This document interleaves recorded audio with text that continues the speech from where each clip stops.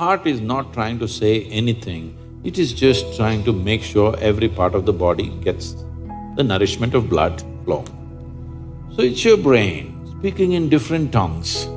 So before you invest this life into something, you must look whether today if I invest my life into this, after 25 years, will it still mean a lot to me? After 50 years, will it still mean a lot to me? At the end of my life, if I turn back and I look, will I be proud of this or will I be ashamed of what I'm doing right now?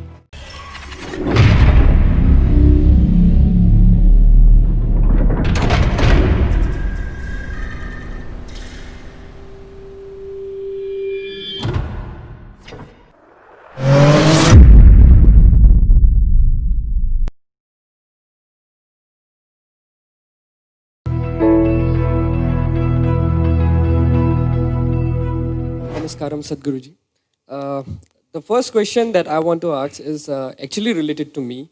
I'm in the last year of engineering, so now there is a very big decision that I have to make now, and people have told me that if I take decisions from my heart, I'll be successful in life.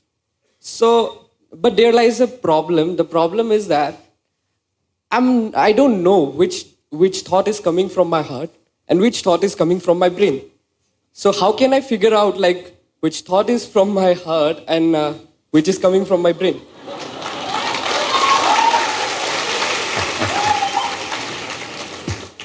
The heart makes only two sounds, lub-dub. Unless the local girls are disturbing it and it's going a little crazy. Otherwise, it makes only two sounds.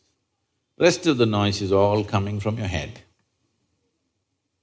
This idea that something comes from the heart, something comes from the brain, it's metaphoric, but unfortunately a whole lot of people are taking it literally. There was a time in many parts of the world, particularly in Arabia, the medical science in Arabia believed the blood is pumped from the liver. You might have heard Urdu sayings about Kalija, have you? Because they believed blood is being pumped from the liver, because liver is a far more complicated organ than the heart. Heart is a simple pump. So do not give it any more responsibilities other than continuously pumping the blood and keeping you alive, unless somebody here breaks it. So, about the last year of engineering, I want you to change that language because this happened. Can I tell you a joke? It's okay? Yeah. You're pretty serious about this, that's why I'm asking. This happened. A very celebrated scientist was at a dinner and he was not grandly dressed or anything, he was looking very ordinary. So the lady who was, sitting next to him didn't pay much attention to him, she doesn't know who he is. But after some time, just to be polite, to make some conversation, "May I know what do you do?" He said, "I'm studying science." She said, "Oh, I finished that in my 10th class." So you're not going to, you're not in the last year of engineering, maybe the course, but not the last year of engineering, because for your entire life, if you learn engineering, when you're dying, after 100 years, okay? I'm not preponing it. After 100 years when you're dying, you would still know, if you are a constant learning process, you would still know you know very little about engineering. With that little, many things happen, that's different. So don't be in the last year of engineering. I know the program may be closing, but not the last year of engineering, okay? So, essentially engineering means to have things the way we want. Yes? When we say this building is well engineered, I'm not saying that. If we say this building is well engineered or an automobile is well engineered, what it means is, it's functioning the way we want. Yes? Of all the pieces of engineering on this planet, of many pieces of engineering, a tree is a fantastic engineering, even a mountain is fantastic engineering, because it stood there for 1,000,000 years, that means it must be good engineering, isn't it? Yes? Something that stands there for 1,000,000 years must be well engineered. Of all this, the most sophisticated piece of engineering is human mechanism, isn't it so? Hello? Most sophisticated of all the pieces of engineering. Now, because it's a sophisticated piece of engineering, it needs a certain level of attention, otherwise you don't figure it. Now that we gave you such a highly, high-tech piece of engineering, I'm asking you, did you read the user's manual? I think there is no user manual for now. How can they make such a fantastic piece of engineering without a user's manual? Maybe it doesn't come with a booklet attached to your neck when you were born. But indications must be there, isn't it, how to use it? Huh? Is it true somebody who's an athlete or a gymnast or someone else like that learns to use their body than a whole lot of other people? Yes? Obviously, at least one aspect of the physical engineering of the body, they seem to have read the user's manual about the physical aspects. Is it true certain people are able to use their mind better than others? Maybe they read another part of the user's manual.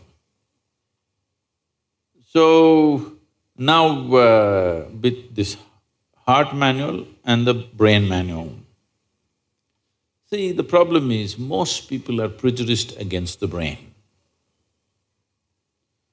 This is a question that always comes to me, Sadhguru, I want to meditate but thoughts are coming. The common question everywhere. I ask them, see, I'll make you meditate. We will stop the liver, we'll stop the kidney, we'll stop the heart, we'll stop everything, okay? Oh, no, Sadhguru. So you want the liver to function when you're meditating. You want the kidneys to function. You want even the spleen to function, you want the heart to function. But you don't want your brain to function for some reason. This is simply because brain is a new equipment that you got in the evolutionary process. This level of cerebral development happened more recently compared to the other systems. If you cut open any mammal, they all have all these parts, isn't it? Every part that you have here, all of them have. Even if you open a frog, most of you, your biology department. Even if you open a frog, almost everything that you have, he also has, isn't it? It is only… the big difference is only the cerebral development, which is a more recent happening. Because it's a more recent happening, most people have not figured how to handle it. So, user's manual is very important. You don't read a user's manual just before you discard the machine. You read it in the first few days, isn't it? Hello? If you buy a phone, do you want to read the user's manual in the first 3 days or after 3 years when you're throwing it away? First 3 days, isn't it? So, knowing how this functions is very important. Never did ever heart generate any thought or intention. Well, when you looked at the young girl, heart beat more, that doesn't mean it's saying anything, it's just trying to compensate for the other levels of excitement that's happening.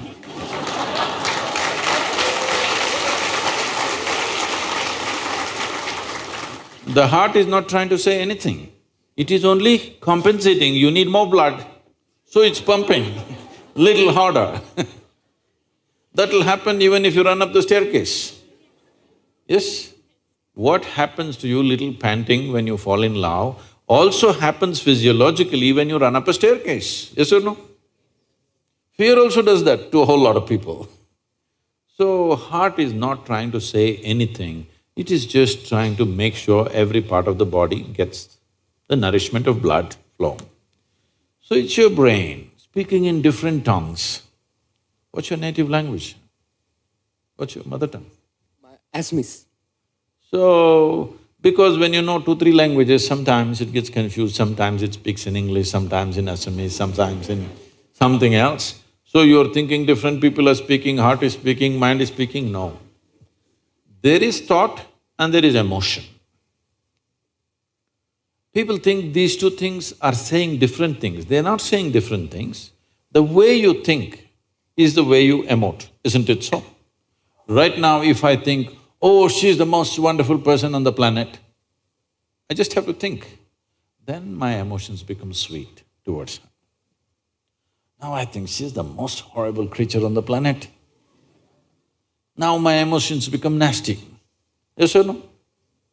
I cannot think she's horrible and have sweet emotions. I cannot think she's wonderful and have nasty emotions, isn't it so? But today I thought she's the most wonderful person and my sweetness was flowing. Suddenly she did something tomorrow that I don't like. I think she's horrible. Thought is agile, it changes direction just like that. Emotion is little sappy. It takes time to turn around. So that period, you struggle as if there are 2 dimensions of thing happening. Because thought is saying one thing, emotion is still going sweet, because it takes time to become nasty. Everybody struggles, but it catches up or no after some time? Hello? Today you thought she's wonderful, sweetness was flowing, tomorrow she did something you don't like, you thought she's horrible. The thought is clearly saying she's horrible, but emotions are struggling because they can't turn quickly. They take time to turn. But after a week or 10 days or 2 months, depending on how deeply you're engaged, after some time, emotion catches up with the thought. Emotion also says, yes, she's horrible, so let's be nasty to her. So, they're not speaking different languages. One is agile, another is little slow in its corners. So, it looks like they're speaking different languages. When it comes to what you want to do, you must think clearly, it's very important. Thinking clearly means, the question is not about what will get me this, what will get me that. Is your life precious to you? All of you, I'm asking. Your life, is it precious to you? Yes. So before you invest this life into something, you must look whether today if I invest my life into this, after 25 years, will it still mean a lot to me? After 50 years, will it still mean a lot to me? At the end of my life, if I turn back and I look, will I be proud of this or will I be ashamed of what I'm doing right now? Doesn't matter what other people say. But you should not do anything that you will feel ashamed of, isn't it so? Huh? It doesn't matter, people say so many things. Everybody has an opinion, it's their business. But you don't do something that you will feel ashamed of, isn't it? Then you're turning against yourself. Somebody turns against you, you can leave them and go somewhere else. If you turn against yourself, you'll have to live with it forever. So, this is all you have to look at it. Something will get you money, something will get you comfort, that's not the point. What you choose to do, will it give you a life? When I say give you a life, are you just trying to make a living or are you trying to make a life out of this? This is important. Making a living is not an issue. A worm, an insect, a bird, an animal, all of them are making their life, making a living, isn't it so? They're even making a life out of it, but definitely they're making a living. So making a living with such a big brain is not an issue. Earning your food is not an issue, making a living is not an issue. Only problem is you want to live like somebody else, that's an endless problem. I want to live is not a problem. I want to live like you, this is a problem. So, it is important, if you consider your life as a precious life, you must make sure you make a wonderful life out of this. Whatever opens up in that direction, that is the thing you should do.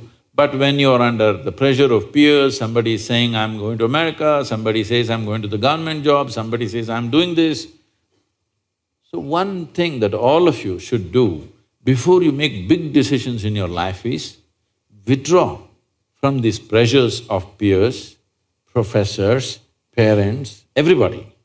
Just spend 3 days to 1 week by yourself. Look at it, what is it that you really want to do? Not under pressure from other people. What does this life want to do? Do that. It doesn't matter what other people think about it.